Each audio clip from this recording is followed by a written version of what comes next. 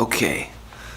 Hello, everybody, and welcome to another episode. My voice is actually not that messed up. I don't know. I was trying to do a horror movie voice, and instead I'm just doing a really weird movie voice. Okay. Good morning. It's morning, and I'm doing this video, and now I gotta get into focus so I'm entertaining and not wasting everybody's time like I am right now. I've got 2 movie reviews for you, too. We watched over the last week. We went out and saw 2 movies, Schwang and I, and we saw Greta, and we saw what was the other one? Everybody Knows. Both were good movies. I recommend both. Let's start with Greta. Greta is certainly more in the horror category. It's kind of a psychological thriller with an element of horror, and I would highly recommend it. It didn't get, from what I saw, great reviews on Rotten Tomatoes. I think they are wrong. I think this is one of the better movies in this category that I've ever seen.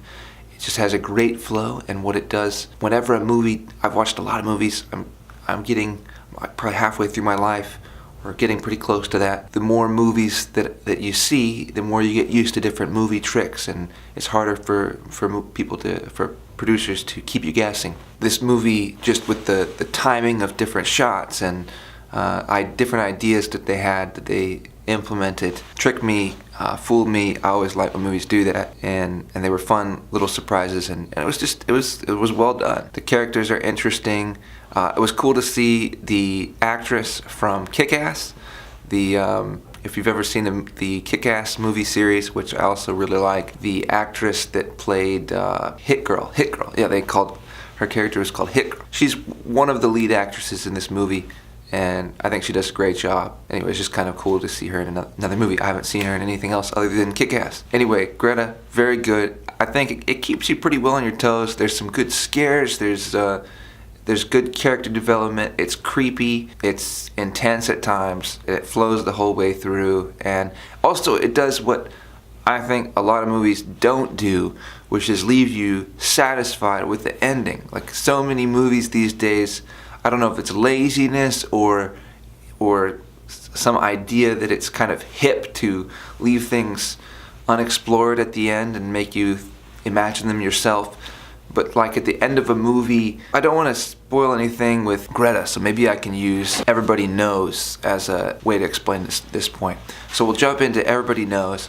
Everybody Knows is a movie that centers around the kidnapping of a girl. There's a wedding kind of celebration going on. A lot of family comes together, and during this wedding celebration, the power goes out, and the daughter feels a little sick. One of the daughters feels a little sick or something, goes to sleep. Or maybe she doesn't feel sick, she just goes to sleep. I don't know, I couldn't tell, I guess.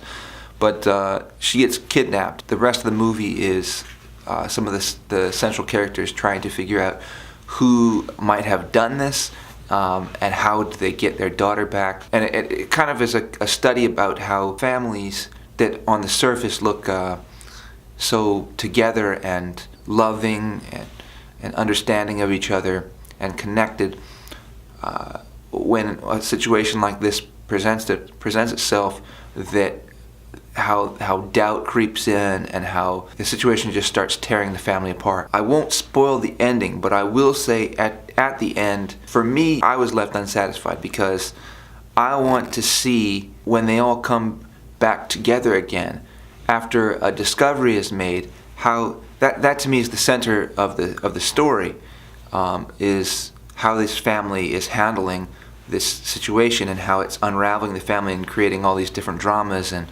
revelations. And I want to see once she has been returned and a key discovery is made, that how does the family handle that? And they just leave that completely out. You can understand why, because to some degree, but those are the kinds of things that, like, I always want to see at the end of a movie when there's been some, like, if somebody's saved at the end of the movie, I want to see, and you know that they're being saved, I want to see the police interaction, and I want to see them see their family. If you've watched a lot of movies, you probably know what I'm getting at, where there are a lot of movies where after the trauma is endured and the person escapes, or the person is rescued or is about to be rescued, and sometimes the movie just lets you know that they are saved. You know they're going to be saved, but then what you don't get to see is them actually being saved, and the expressions and feeling,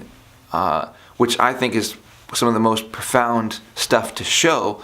It's like what the whole movie's been building toward, and then also to show them getting with their family again, and how their family welcomes them back. These are some of the most interesting emotions I think that the movie has spent the whole movie working up to be able to do.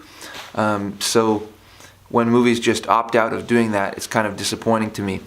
So to me, I wanted to see it expand a little more than it did of how the movie developed at the end. That said, it's really good. It's not fast paced, and it's maybe a taxing movie to watch. It's emotionally taxing. It's like it draws out, and it's not like Greta kind of keeps you on your toes. It's kind of fun. It's kind of spooky. It's an entertaining movie. Everybody Knows is more of a lesson. It requires some effort out of the viewer to hang with the movie. It's almost more of an educational movie than it is entertainment. It's still certainly entertaining. It's certainly entertainment, but it's more about the drama. They make a major effort to portray it realistically, and so that could make it, I think, boring to a lot of people. People that want more of a pace to a movie. But it's a good movie, so I would recommend it.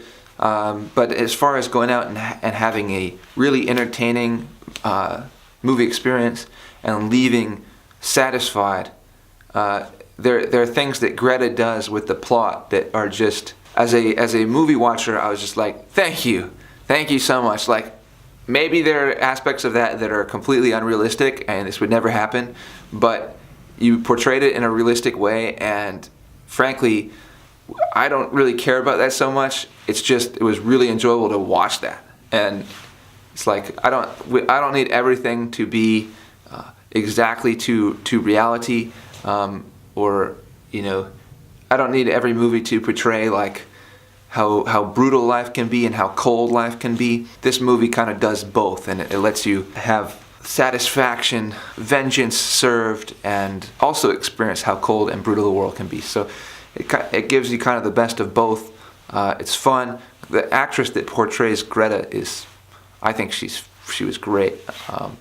She's just, she kills it. There's certain scenes that are they're just perfectly creepy. They're just perfectly strange, and the way her character evolves or is revealed over time is really well done. It's just totally believable. I've seen movies like this before that are about a deranged character. Seeing a deranged character and really seeing how crazy somebody is doesn't hit me quite like it maybe it used to. It would be really cool to be able to go back in time and have this be one of the first movies I watch on this kind of topic or subject, and see how that would impact me. But I think, especially if you haven't seen any movies about like a psychopath character, this may be chilling to watch.